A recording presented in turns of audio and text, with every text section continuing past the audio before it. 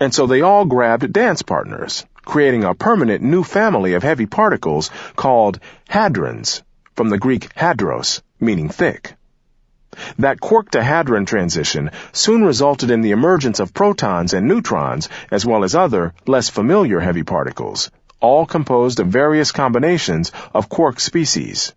The slight matter-antimatter asymmetry afflicting the quark-lepton soup now passed to the hadrons, but with extraordinary consequences. As the universe cooled, the amount of energy available for the spontaneous creation of basic particles dropped. During the hadron era, ambient photons could no longer invoke E=mc² to manufacture quark-antiquark pairs.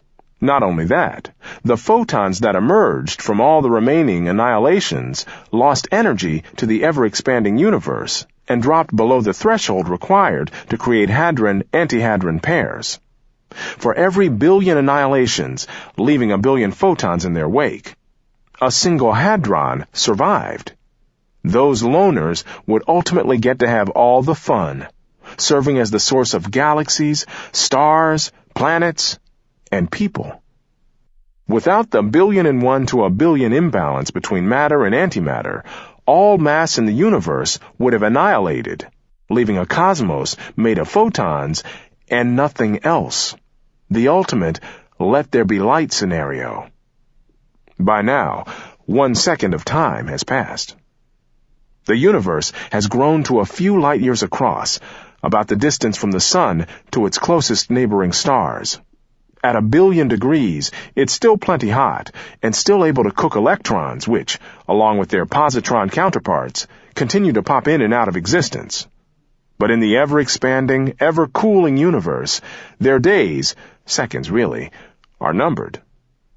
What was true for hadrons is true for electrons. Eventually, only 1 electron in 1,000,000,000 survives. The rest get annihilated, together with their antimatter sidekicks, the positrons, in a sea of photons. Right about now, 1 electron for every proton has been frozen into existence. As the cosmos continues to cool, dropping below 100 million degrees, protons fuse with protons as well as with neutrons, forming atomic nuclei and hatching a universe in which 90% of those nuclei are hydrogen and 10% are helium, along with trace amounts of deuterium, tritium, and lithium. 2 minutes have now passed since the beginning. Not for another 380,000 years does much happen to our particle soup. Throughout these millennia, the temperature remains hot enough for electrons to roam free among the photons, batting them to and fro. But all this freedom comes to an abrupt end when the temperature of the universe falls below 3,000 degrees Kelvin, about half the temperature of the sun's surface, and all the electrons combine with free nuclei. The marriage leaves behind a ubiquitous bath of visible light photons, completing the formation of particles and atoms in the primordial universe. As the universe continues to expand, its photons continue to lose energy, dropping from visible light to infrared to microwaves. As we will soon discuss in more detail, everywhere astrophysicists look, we find an indelible fingerprint of 2.73-degree microwave photons, whose pattern on the sky retains a memory of the distribution of matter just before atoms formed.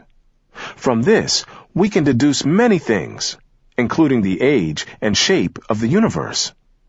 And although atoms are now part of daily life, Einstein's equilibrious equation still has plenty of work to do.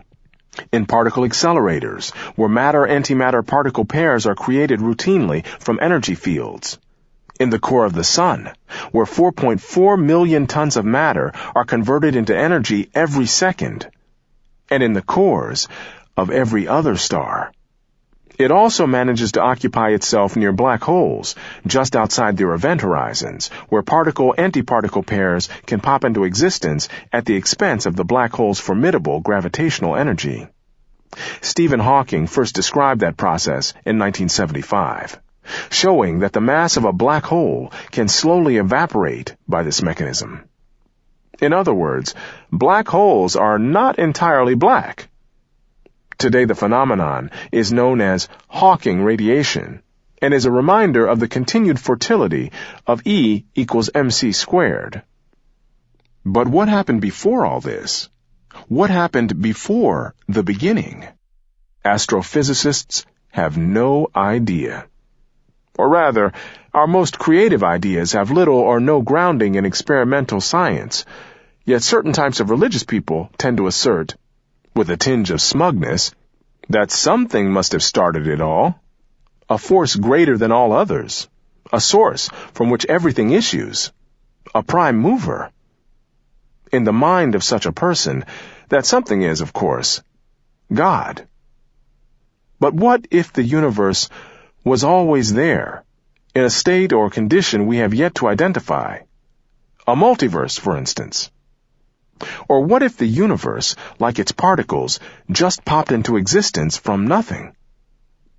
Such replies usually satisfy nobody.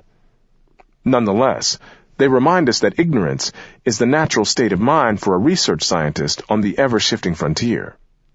People who believe they are ignorant of nothing have neither looked for nor stumbled upon the boundary between what is known and unknown in the cosmos. And therein lies a fascinating dichotomy. The universe always was goes unrecognized as a legitimate answer to what was around before the beginning. But for many religious people, the answer, God always was, is the obvious and pleasing answer to what was around before God.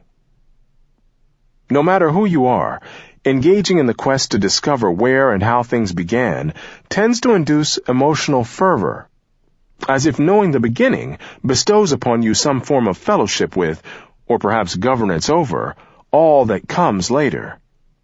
So what is true for life itself is no less true for the universe. Knowing where you came from is no less important than knowing where you are going.